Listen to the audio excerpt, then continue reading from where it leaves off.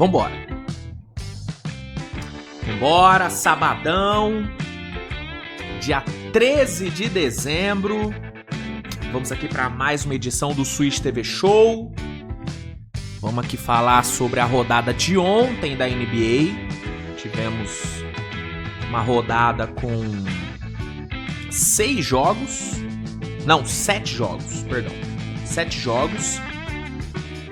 Vamos comentar sobre cada um deles. Tivemos vitória do Chicago Bulls, depois de uma série de derrotas seguidas. Chicago finalmente voltou a vencer.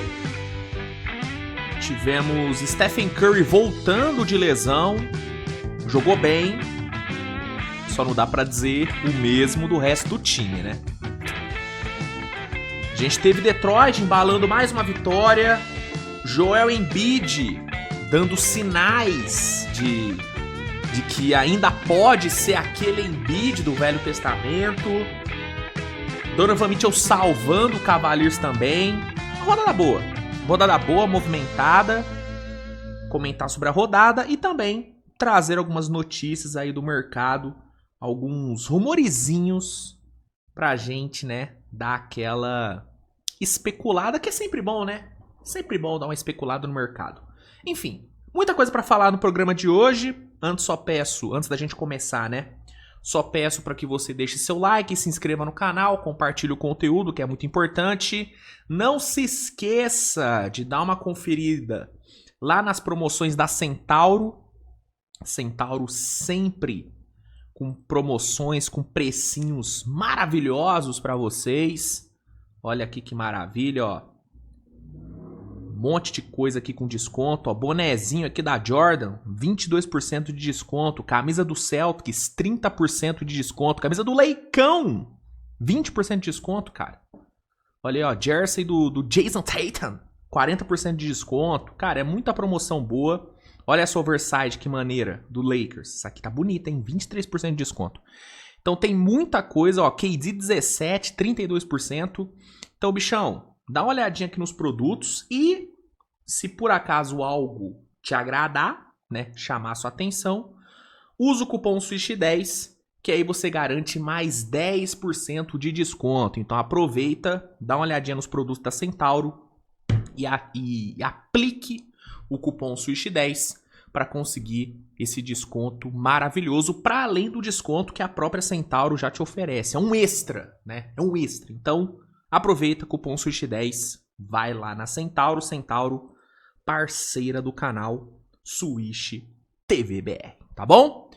Vamos lá então, pessoal. Vamos começar então essa brincadeira falando sobre os jogos de ontem e aí no final a gente dá uma passadinha por alguns rumores que saíram nos últimos dias. Fechou? Roda a vinhetinha e aí na volta a gente já começa a falar sobre os jogos de ontem da NBA.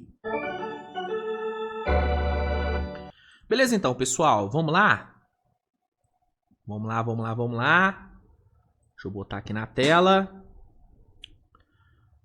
Ó, vambora. Para começar, vamos falar sobre a vitória do Chicago Bulls para cima do Charlotte Hornets por 129-126. Chicago que vinha de uma sequência de 7 derrotas seguidas, uma fase horrorosa. Conseguiu quebrar essa sequência ruim. Josh Giddey fez um grande jogo, 26 pontos, 7 rebotes, 11 assistências, né? O 6º jogo de pelo menos 20 pontos e 10 assistências do Josh Giddey na temporada. Foi, né, o grande nome da vitória do time. Patrick Williams também fez um bom jogo, né? Foi bem ali no ataque com 16 pontos, defendeu bem, né? Brigando por rebotes e tal, foi um bom jogo do Patrick Williams. A dupla de garrafão, Zach Collins e Jalen Smith, também foi bem, gostei do jogo dos dois, né? Conseguiram ali entregar uma boa resistência no garrafão defensivo do Bulls, que é um problema do time. O Isaac Okoro também fez um bom jogo, Isaac Okoro, bem na defesa, fez o feijão com arroz no ataque. Então, esses foram alguns dos principais destaques dessa vitória de Chicago. Obviamente o time teve seus problemas, né? A defesa de novo foi um problema, uma defesa que novamente, né, cedeu mais de 120 pontos para o adversário, né? Vucevic jogando, né, com a mesma vontade que eu tenho de, fazer uma corrida no meio da chuva na madrugada, a mesma vontade. A mesma vontade que eu tenho de correr na rua no meio da chuva na madrugada é a que o Vucevic tá tendo para jogar pelo Bulls. É impressionante a falta de vontade, é impressionante a falta de dedicação. Tá assim, é vergonhoso. Na boa. Na boa. Já passou da hora do Bulls trocar o Vucevic, porque claramente ele não quer mais jogar lá. Isso é muito nítido, o torcedor do Bulls pode falar até melhor do que eu. Ele tá com zero vontade de jogar e ontem foi mais um jogo onde ele não quis jogar. Turnovers também foram um problema, mas aí é chover molhado, né? O turnover assim... Turnover e Chicago Bulls é tipo, né, é igual o Venom, é uma simbiose já é algo que faz parte do time, não tem como o time não cometer muito turnover. Mas mesmo com esses problemas e mesmo enfrentando um Hornets que teve um Conk Nippel voando com 33 pontos, Conk Nippel que inclusive lidera os novatos em pontos, bolas de 3 e em jogos de 20 e de 30 pontos, né? É o melhor calouro da temporada, ao meu ver, né? O Cooper Flag tá numa crescente, mas o Conk Nippel tá fazendo uma temporada absurda. Só que mesmo com tudo isso, Chicago conseguiu sair com a vitória. Chicago chega à sua 10ª vitória na temporada, encerra sua sequência de 7 derrotas seguidas. E o Hornets sofre sua 18ª derrota, a 8ª jogando em casa. Aí a gente teve o Pistons vencendo mais uma, né? Atropelou o Atlanta Hawks por 142-115. Vitória incontestável do melhor time da Conferência Leste, né? O Pistons ontem teve 8 jogadores passando dos 10 pontos e 2, né, beirando os 10, né? Foram 8 com mais de 10 pontos e 2 com 9. Então foi uma atuação absolutamente coletiva. Ontem a gente viu o Pistons chegando à sua 20ª vitória em 25 jogos. É o primeiro time do leste a bater 20 vitórias. E esse início de 20 vitórias e 5 derrotas já marca o melhor início de temporada do Pistons desde 2005. Desde 2005, o Pistons não vencia 20 dos primeiros 25 jogos de uma temporada. Assim, é um começo realmente maravilhoso, né? O torcedor do Pistons tá tendo motivos mais do que suficientes para sonhar, né, com coisa grande nessa temporada. Eu hoje coloco o Pistons como um candidato legítimo à final de conferência, né? Coisa que antes da temporada começar eu não colocava, né? Para mim a final de conferência dificilmente sairia de Magic, Knicks ou Cavs. Para mim esses três eram muito favoritos a serem finalistas. Hoje para mim o Pistons entrou nessa briga de vez. É o time que pratica o melhor basquete da Conferência Leste, olhando para os dois lados da quadra. O Knicks talvez jogue um basquete mais bonito na parte ofensiva. Mas pensando em equilíbrio, para mim o Pistons é o time mais equilibrado da conferência. Uma defesa muito física e um ataque que faz muito bem o que se propõe a fazer. E é um time muito bem treinado. O JB tá fazendo um trabalho incrível. É um time que tem uma mentalidade muito foda, né, de competir, de brigar por cada... né, por brigar por cada bola como se fosse um prato de comida. Eu gosto muito de times assim. Então, hoje pra mim o Pistons tá nesse patamar de contender a final de conferência. E é muito legal, cara. É muito legal ver o Pistons voltando a esse posto. É muito louco pensar que pouco tempo atrás a gente tava falando de um Pistons que tava o quê? Chegou a embalar 26 derrotas seguidas, não foi? Acho que foi 26, 27 derrotas seguidas, uma coisa absurda. A torcida ia pro jogo pedindo pra franquia ser vendida. E aí você corta pra hoje, 2025, o Pistons com 20 vitórias em 25 jogos, voando, e hoje sendo o candidato legítimo à final de conferência. Eu nem me lembro da última vez que o Pistons foi colocado como candidato à final de conferência. Qual foi a última vez? Faz muito tempo, cara. esse é o melhor time do Pistons cara, em muitos anos. Assim, acho que dá pra dizer que é o melhor time do Pistons da década. Acho que dá pra gente dizer isso. Sim, da década de 20, beleza, mas considerando até a década de 10, acho que esse é o melhor time que o Pistons já teve. Em termos de desempenho, em termos de basquete, de peças. É absurdo, esse time é muito bom. É um time montado na base do draft, o que eu respeito pra caralho. Respeito muito times que passam pelo processo de draft, que passam pelo processo de rebuild e desenvolvem bem seus talentos. E o Pistons é isso. Cade Cunningham, Jalen Duren, Alsar Thompson, Jaden Ives, são todos caras de draft, né? Obviamente que teve adições via free agents, adições importantes, mas o core desse time é tudo de draft, cara. E eu respeito muito isso, cara. Respeito muito isso. É uma receita que já se provou muito suscetível a sucesso, né? Você tem vários exemplos de times que foram montados no draft e que chegaram lá. Golden State, o próprio OKC, o próprio Milwaukee Bucks, é que o Bucks teve algumas adições muito importantes, né? Drew Holiday, mais Paul Giannis, Chris Middleton, todos, né? Vieram de draft. O próprio Denver Nuggets com Jokic e Jamal Murray, o core daquele time, os dois principais jogadores daquele time campeão vieram no draft. Aí o time conseguiu ali algumas adições pontuais, KCP, Aaron Gordon e beleza. Mas os dois principais jogadores via draft. E o Pistons a mesma coisa. Jalen Duren e Cade Cunningham, todos vieram de draft. Estão sendo bem desenvolvidos, estão alcançando o seu potencial máximo. E é muito maneiro, cara. Eu respeito muito esse time do Pistons. É uma franquia gigante que, infelizmente, na visão popular, perdeu muita força pelos anos de completo ostracismo. Mas do ano passado pra cá, a franquia voltou e hoje tá no topo. Tá no topo do leste, merecidamente, né? Então, muito feliz de ver o Pistons de volta a esse lugar.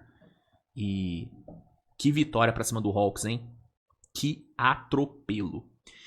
Aí a gente teve Philadelphia vencendo Indiana Pacers num jogo que o time não teve o Tyrese Maxey, mas teve o vintage Joel Embiid entrando em ação, né? Ontem Joel Embiid relembrou os velhos tempos, entregou uma atuação de 39 pontos, extremamente eficiente nos arremessos, agressivo, indo bastante para a linha do lance livre, aparecendo nos momentos difíceis, nos momentos de pressão, sabe? Foi um jogaço do Embiid, mano. Foi aquele tipo de jogo que fez os antigos fãs dele voltarem a acreditar, né? Eu mesmo fiz um vídeo ontem falando sobre isso, que realmente, cara, ontem assistindo o jogo e hoje reassistindo os lances e tudo, me bateu uma nostalgia, sabe? Aquele Embiid de 2023, né? Aquele Embiid dominante, aquele Embiid que quando queria marcar 40 pontos no jogo, marcava, sabe? Ontem me bateu essa nostalgia. E é foda, né? Porque já faz um tempo que eu desisti do Embiid, né? Que eu larguei mão do Embiid. Mas ontem ele reacendeu a chama. Ele reacendeu a chama de esperança, sabe? E aí eu fico no conflito interno foda, porque ao mesmo tempo que eu quero voltar a acreditar nele, eu sei, no fundo, que ele não vai voltar a ser o que era, né? Mas ontem ele deu aquela pontinha de esperança, sabe? E foi um puta jogo, mano. Ele jogou pra caralho. Quentin Grimes também fez um bom jogo.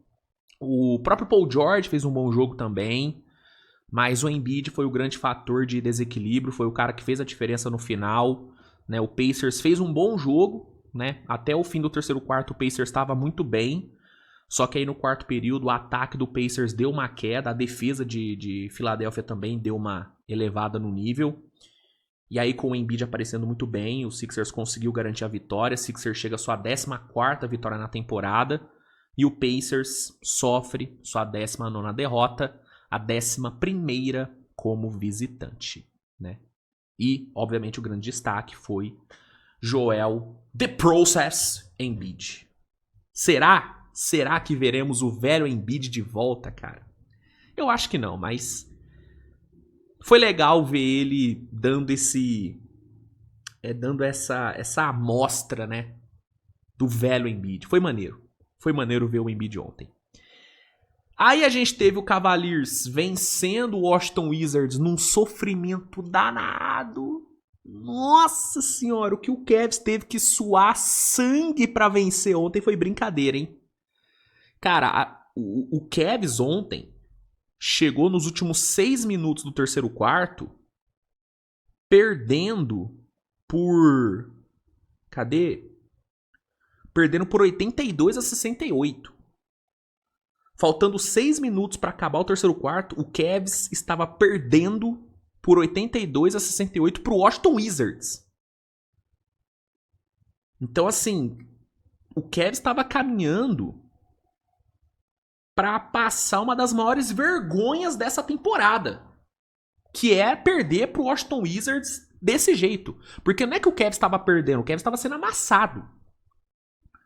O Cavs estava sendo amassado, só que aí, né, o senhor Donovan Mitchell impediu que essa vergonha fosse concluída, né? Meteu simplesmente 24 pontos no quarto período. Foram 48 pontos no jogo, 8 bolas de 3, né? De longe a melhor atuação dele na temporada, uma das melhores atuações da carreira dele. E aí, com o Mitchell tendo que fazer isso, o Cavs conseguiu a virada, conseguiu a vitória. Mas assim, mano, longe de ser uma vitória comemorada. O próprio Donovan Mitchell falou depois do jogo que foi bom vencer, mas não foi uma boa vitória. E de fato, cara, não foi uma boa vitória. E o Cavs não vem conquistando boas vitórias, né? É um time que tá oscilando muito, é um time que passa longe de ser um dos melhores da conferência. O que é uma decepção absurda, né? Porque depois da temporada que o Cavs fez ano passado, e considerando o enfraquecimento que o Leste teve nessa off-season, né, com o Pacers e o Celtics, né, sem Tatum e sem Haliburton, era esperado que o Cavs dominasse esse Leste ou pelo menos brigasse lá no topo com o Knicks e Magic. Essa era a tendência, né? Só que o que a gente tá vendo é um Cavs extremamente medíocre na temporada, tipo 15-11 de campanha, e um Cavs que piorou nos dois lados da quadra. Piorou no ataque, bastante, e piorou muito na defesa. Muito na defesa. É uma defesa horrorosa, né? Que toma 126 pontos para um Washington Wizards que só ganhou 3 jogos na temporada. Então, a vitória de ontem, ela assim, passou longe de ser uma vitória que o torcedor olhou e falou, puta, que vitória. Não. O torcedor saiu puto desse jogo. Porque o time, com o elenco que o Cavs tem, mas tá com lesões, irmão. Mesmo desfalcado, o Cavs não poderia passar o perrengue que passou ontem pro Wizards. Não podia, cara. Não podia. Então, quando o Donovan Mitchell vem na entrevista e fala que foi uma vitória, mas não foi uma boa vitória, a leitura dele é a correta. E é muito legal ver o Donovan Mitchell dando essa cobrada. Porque esse elenco precisa de, mano, porra, tá ligado? Entendeu? Então, o Donovan Mitchell de novo se mostrou um baita de um franchise player, porque além de tirar o time do buraco, ele chegou na entrevista e falou, irmão, essa porra tem que melhorar. Essa porra tem que melhorar. Se fosse no Clippers, ele já tinha sido mandado embora, né? Porque no Clippers, aparentemente, é proibido você cobrar o elenco. Mas em Cleveland parece que a cobrança tá liberada. E o Donovan Mitchell não teve medo, foi lá, cobrou. E tá certo em cobrar, cara. Esse time do Cavs tem que jogar mais bola. Tem que jogar mais bola, né? E o Sr. Kenny Atkinson tem que começar a ser pressionado também, viu? Tem que começar a ser cobrado também o Sr. Kenny Atkinson. Se não é o Donovan Mitchell nessa temporada, o Cavs tá com campanha negativa. Eu falo isso sem dúvida alguma. Se não é Donovan Mitchell, o Cavs estaria com campanha negativa. Sem dúvida alguma. O Donovan Mitchell, gente, ele já teve 4 jogos de mais de 40 pontos nessa temporada. Só o Luke e o Anthony Edwards têm mais jogos de 40 pontos que ele. 14 jogos de mais de 30 pontos. Só o Shea tem mais jogos que ele de 30 pontos. E ele lidera a NBA em pontos em quarto período, com 281. Olha o que o Donovan Mitchell tá tendo que fazer pro Cavs ter 15-11 de campanha. Isso é inaceitável, cara. Isso é inaceitável, tá ligado? Então o Donovan Mitchell faz bem em cobrar. E a vitória de ontem, ela não deve ser vista como uma... Nossa, que resultadaço, não. Foi vergonhoso o que o Cavs fez ontem. E a vergonha só não foi maior porque o Donovan Mitchell não deixou. É isso. Fica a cobrança e... Tem que melhorar, cara. Esse time do Cavs tem que jogar mais bola. Porque pode jogar mais bola, né? Enfim. Aí a gente teve o Utah Jazz vencendo o Memphis Grizzlies num jogo incrível do Keyonte George, né? 39 pontos, 6 rebotes e 8 assistências pro Keyonte George. Melhor jogo dele na temporada, a maior pontuação dele na carreira. Keyonte George que tá tendo um ano incrível, jogando pra caralho. Utah Jazz chegando à sua 9ª vitória na temporada. E o Grizzlies que teve ontem o Donovan Mitchell voltando, né? Donovan Mitchell não, Ja Morant voltando. Sofreu sua 14ª derrota. Grizzlies sentindo muita falta do Zach Edey, né? Que infelizmente vai ficar fora por um longo período. De novo ele vai ficar fora. E ontem já fez bastante falta. Lembrando que essa arrancada que o Grizzlies deu nas últimas semanas foi muito por conta do Zach Edey, que tava jogando pra caralho.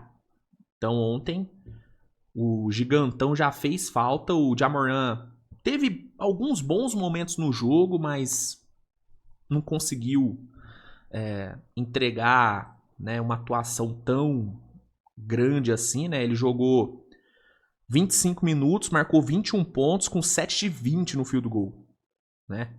Cometendo 4 turnovers, deu 10 assistências, mas né, na hora decisiva ali ele não apareceu, tomou algumas decisões ruins ali no final do jogo também. Mas foi uma volta boa, voltou bem. Considerando o tempo que ele ficou fora, foi um bom retorno. Mas não conseguiu, né, ser decisivo para a vitória do time. No fim, Memphis sofreu sua 14ª derrota, tá? Na sequência, deixa eu pegar aqui, peraí, opa, cadê?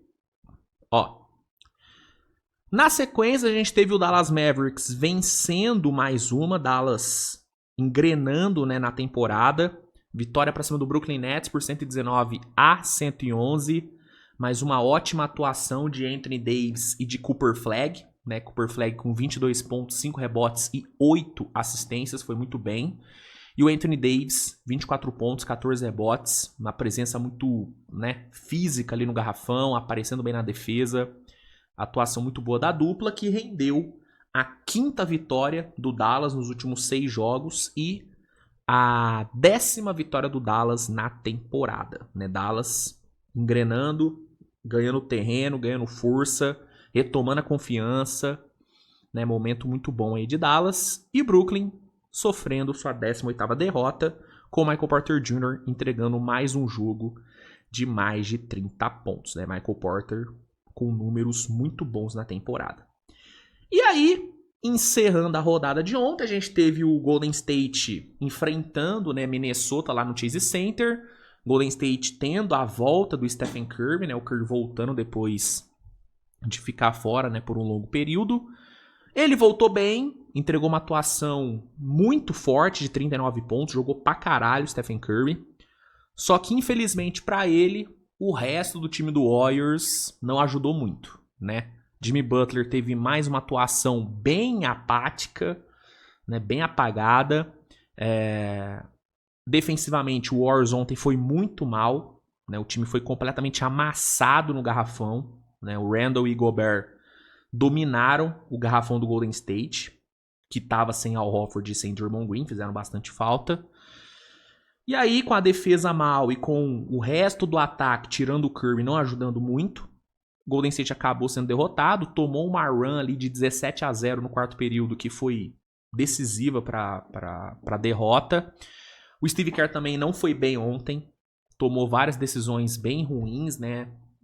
né? Não usou o Kuminga, não usou o Will Richards, não usou o Seth Curry, né? Deu muito mais minutos para Podziemski e Buddy Hield, ao invés de dar minutos para esses jogadores que poderiam ter contribuído mais. Especialmente o Kuminga, cara. Ontem era um jogo que o Kuminga tinha que jogar, pô. Tendo o Julius Randle do outro lado e você não tendo o Draymond Green à disposição, o Kuminga era a melhor opção para marcar o Julius Randle, ou para pelo menos desacelerar o Julius Randle. E o Steve Kerr não botou o cara para jogar, né? Ao invés disso, deu quase 30 minutos pro Podziemski, que marcou o quê? 6 pontos no jogo. Deu quase 20 minutos pro Buddy Hield, que não fez nada. Enquanto isso, o Will Richard mofando no banco, o Seth Curry mofando no banco, né? E o Jonathan Kuminga o Steve Kerr nem esboçou a mínima probabilidade de botar o Kuminga para jogar. Tipo, o Kuminga foi completamente tirado da rotação. E aí, fora a questão do Steve Kerr não saber pedir timeout, né? Tipo, Golden State sendo amassado, tomando 17-0 ali, e o Steve Kerr olhando, né? Aquela carinha dele. E o Curry ali, metendo bola, tomando porrada a rodo, e o Steve Kerr nem pra desafiar uma falta. Teve uma jogada que a arbitragem marcou falta ofensiva no Curry, onde claramente ele foi empurrado. Ele pediu pro Steve Kerr desafiar, ele implorou pro Steve Kerr desafiar, e o Steve Kerr não desafiou. Tipo assim, as coisas básicas o Steve Kerr não fez ontem. Pedir um timeout, desafiar uma jogada que o seu franchise player implorou pra você desafiar. Aí não teve jeito. Minnesota foi lá, Minnesota sem Anthony Edwards. Venceu 127-120. Minnesota batendo sua 16ª vitória na temporada. E o Golden State deixando de ficar com campanha positiva. Agora 13-13 de campanha. Então, sobre a rodada de ontem, rapaziada, era basicamente isso. Pra gente encerrar, eu quero só comentar sobre 2 notícias de mercado que saíram. E aí é bem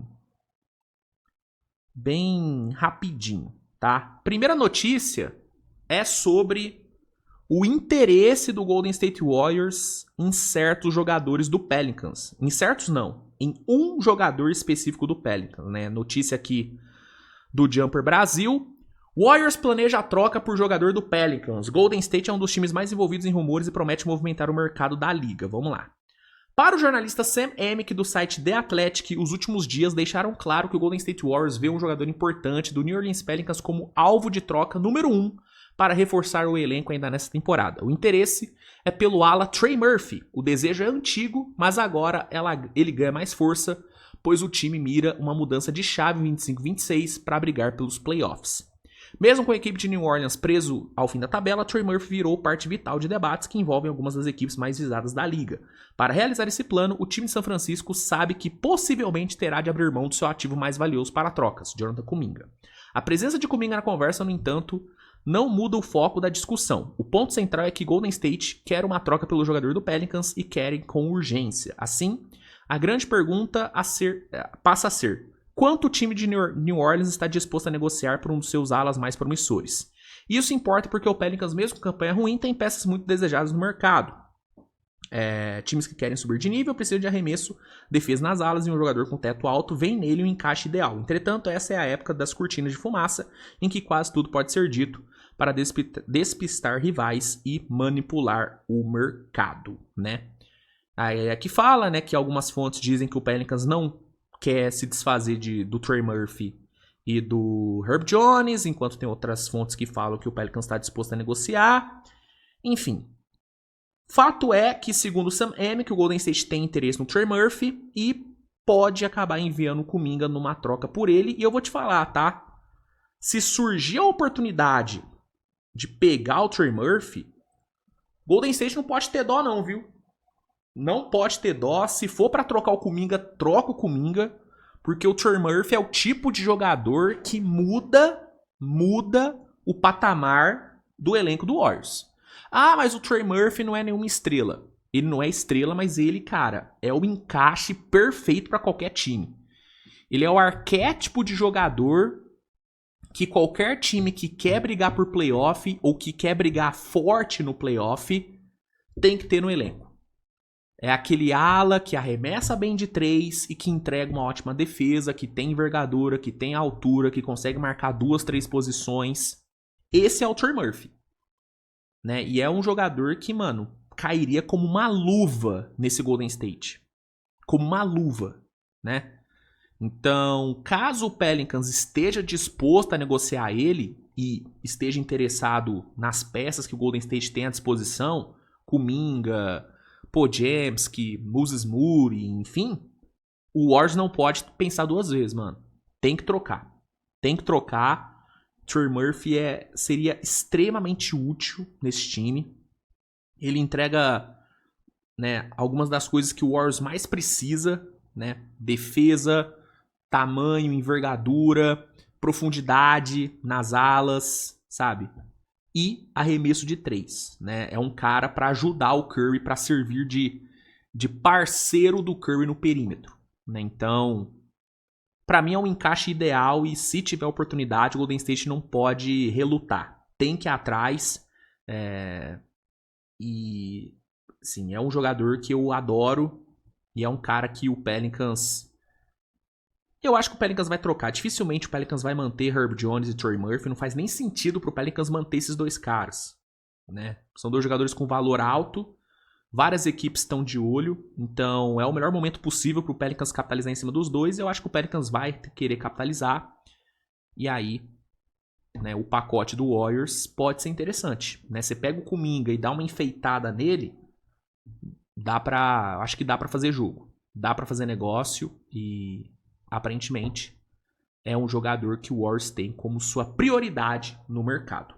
E a outra notícia que saiu é referente ao Giannis e é sobre um possível pacote que o Miami Heat teria já pronto para oferecer para o grego, né? De novo, eu vou trazer aqui, né, o Jumper Brasil para conversa. Eles trazem, Heat teria pacote de troca definido por Giannis Antetokounmpo. Miami Heat deve tentar em breve uma troca por Giannis Antetokounmpo. O astro estaria insatisfeito no Milwaukee Bucks e já até teria solicitado para ser negociado até a trade deadline da NBA. Desse modo, o time da Flórida surge como um dos destinos mais prováveis para o camisa 34. Essa parte aqui dele já ter solicitado para ser negociado até a trade deadline fonte voz da cabeça, porque ainda ninguém noticiou isso oficialmente. Mas enfim, né? Bora. Segundo o Sam Amick do The Athletic, o Heat já até teria uma proposta por Giannis. O pacote deve contar com uma série de escolhas de draft, bem como vários jogadores jovens do atual elenco. Abre aspas. O Miami Heat é um time apontado como um lugar que Giannis estaria disposto a chamar de novo lar no basquete. Então Pat Riley poderia oferecer ao Bucks um iate cheio de escolhas de draft, além de todos os melhores jovens, Tyler Hero, Kelly Oubre e Jaime Jaquez Jr. A proposta ainda deve ter contratos de veteranos para equilibrar os salários, disse Amick. O interesse do Heat na troca pelo aço surge pelos rumores recentes. De acordo com Brian Windsor da ESPN, Giannis pediu para ser negociado pelo Bucks após o início de temporada. Só que aqui o Windsor ele falou que o Giannis pediu para ser trocado na off-season, tá? Pelo menos eram as notícias que a gente tinha, né? Que o Giannis pediu para ser trocado, só que pediu na off-season. A troca acabou não rolando, ele teria indicado que queria ir pro Knicks. Acabou que não rolou o negócio e aí ele falou, beleza, eu fico a temporada aí com vocês. Só que aí recentemente saiu a informação de que ele e o agente dele conversaram com a diretoria e a situação do Giannis segue meio que indefinida. Mas não teve um pedido formal de troca agora, tá? Só pra pontuar.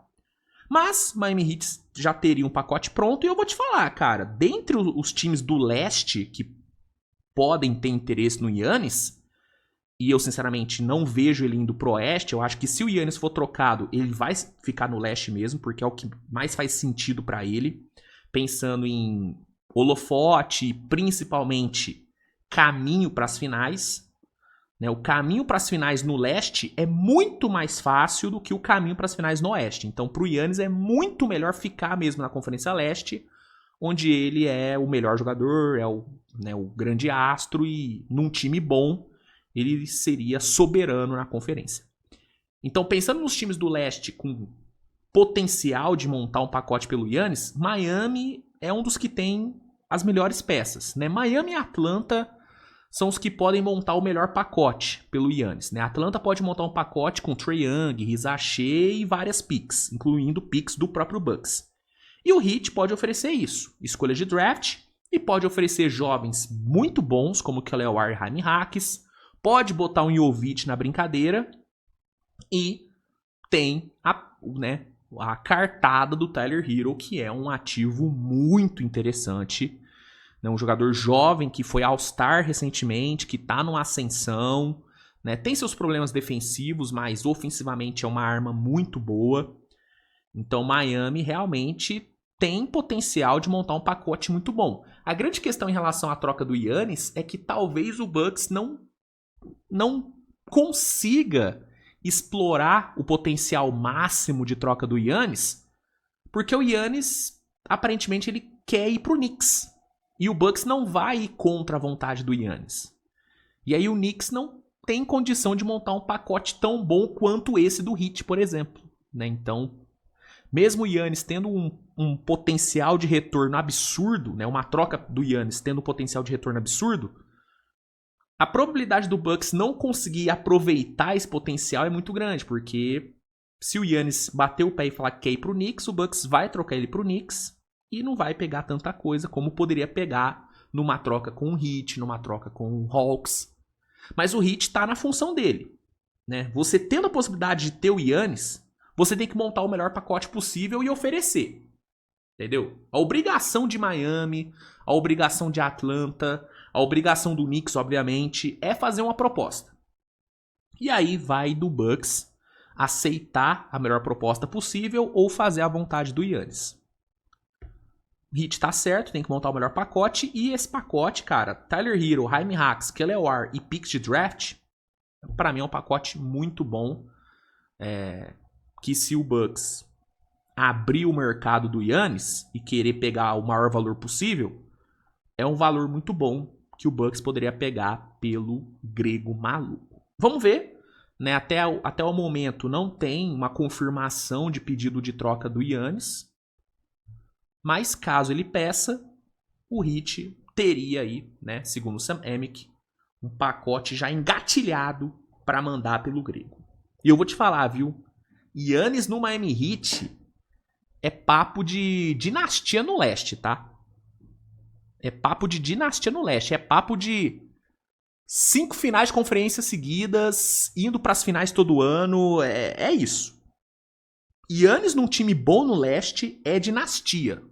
É igual o LeBron no Cavs naquela época. É final todo ano, né?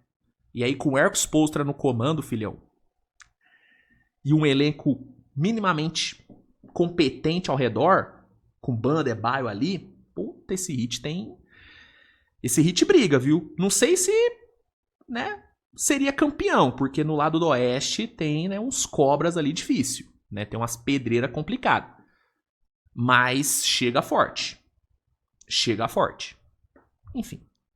Fica aí a informação e é isso, tá? Pro programa de hoje é isso, tá, minha gente? Agradeço muito a audiência de vocês nesse sábado.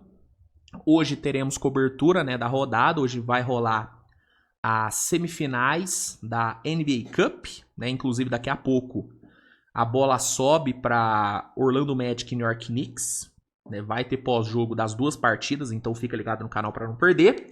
Agradeço muito a audiência de vocês, um grande abraço, fiquem bem, beijão e tchau!